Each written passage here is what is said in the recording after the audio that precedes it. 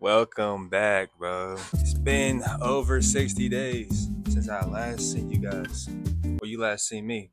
Vice versa. 60 days is a long time. Disappeared from the internet 60 days ago, and I'm about to explain to you why. I wrote this script about, I think, a week ago. Wrote a script, and I'm going to tell you. So, where I've been for the past several weeks. For the past 40 days, I've been hardcore working on myself through cold turkey discipline. I quit corn, I cut lazy habits, and I replaced them with mindful and healthy habits to force myself to instill and adapt. I started this whole thing because I wanted to be my best self. But in reality, I wanted to do this because I felt intimidated by the people who are winning in their field. I struggle with like comparing myself, what I noticed. It all started when I was younger and I was in school. It started with my parents, saying like you have to be the best person I could be. And it gave me like this type of pressure that I had to always impress my parents. And eventually I would try to go and impress other people. Sort of copycat people that I looked up to and just replicate their like formula to get the appreciation I deserve. But I realized growing up, it's draining trying to be like other people. So, and as hard as it was to admit that, I feel like it must be done. It's a part of acceptance as a man and to move on with my plan. That's a bar right there. As I went through my journey, I faced a lot of mental setbacks.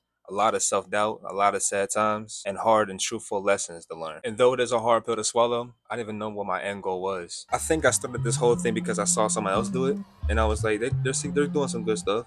Why not try it out? But I concluded that I want to be a role model for people that look up to me, especially people that I didn't have anyone to look up to. Throughout the journey, I didn't know if I had something to prove to somebody or to prove to myself, but I'm here right now and I can't stop for nothing. But I'll save my life story for another video. I want to tell you what I learned during this journey. One, find you a hobby that keeps you busy. What you want to do is replace bad habits with habits that will keep you busy enough to not have enough time to revert. This could range from cooking, cleaning, jogging, going to your favorite river and looking at the boats and the clouds pass. Literally anything. Just do something that you've been putting off for the past couple of days, you know what I'm saying?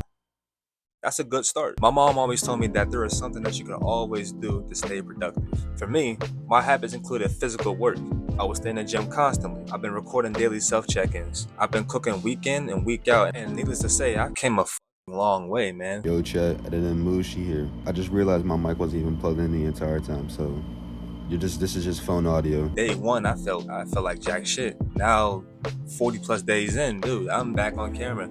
I'm back at the gym. I just got out the gym. As a matter of fact, I was gonna lay down and watch some anime, but I was like, just give like at least 10 minutes of your time just to do this shit. And I gave 10 minutes of this time, and I'm recording now. Number two, envision an end goal. So don't be like me and do it because someone else did it, because 9 times out of 10 you'll fail and quit because you don't have an authentic purpose. I want to expand more on that point. It's okay to get motivated from other people to do a certain task, but say your favorite celebrity start wearing Crocs on their hands. You won't start doing that too because they're doing it? You gotta find your reason why you want to wear Crocs in your hands, man. Ask yourself these questions.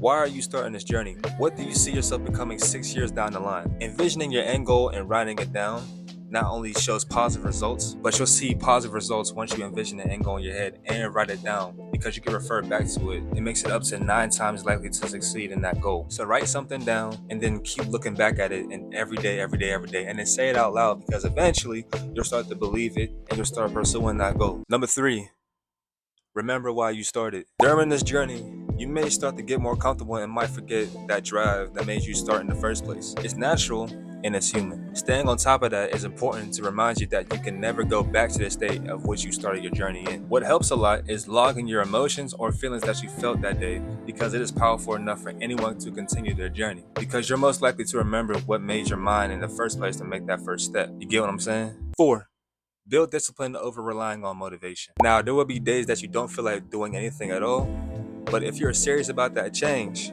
you will make it happen no matter what. See, motivation is a driving factor to start. It's great for the circumstance, but it doesn't aid you throughout your journey.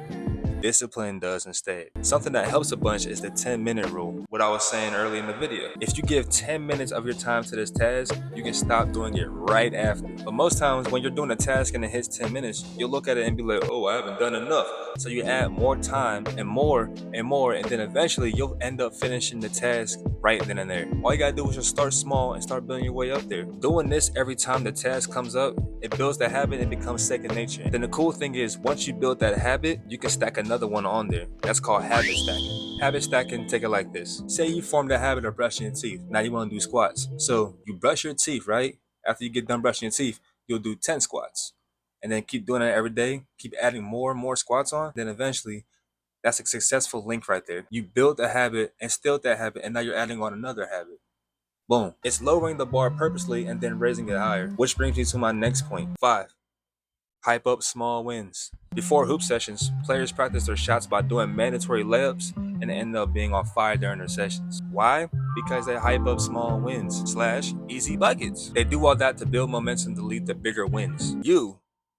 You can do this too. All you gotta do is set up a goal list. You can start by making a list of non-negotiable tasks that you must do every single day, like brushing your teeth or showering. It doesn't have to be huge. It doesn't have to be a big, great accomplishment. It can be just by making your bed every single morning or journaling throughout the day. Maybe poetry. You can create a time for yourself to stretch. The list is endless. Doing small tasks that you promise yourself will build trust within yourself. With trust comes confidence. 6. Take failure and find a lesson out of it. You're gonna slip. It's human. It's fine. It's okay. But it's very important that you don't quit. Quitting convinces yourself that it's not for you, it's too hard, and you can do it some other time.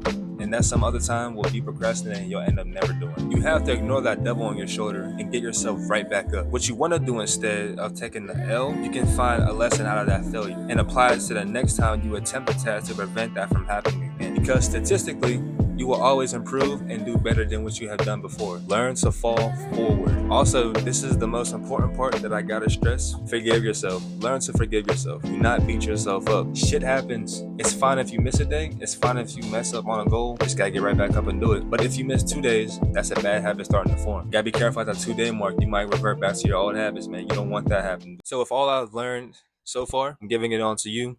For day oneers, day 100ers, day 50ers. Knowledge is free, bro. And with that, it's the end of the video, man. I appreciate you guys for even watching to coming this far. If you like the video, like it.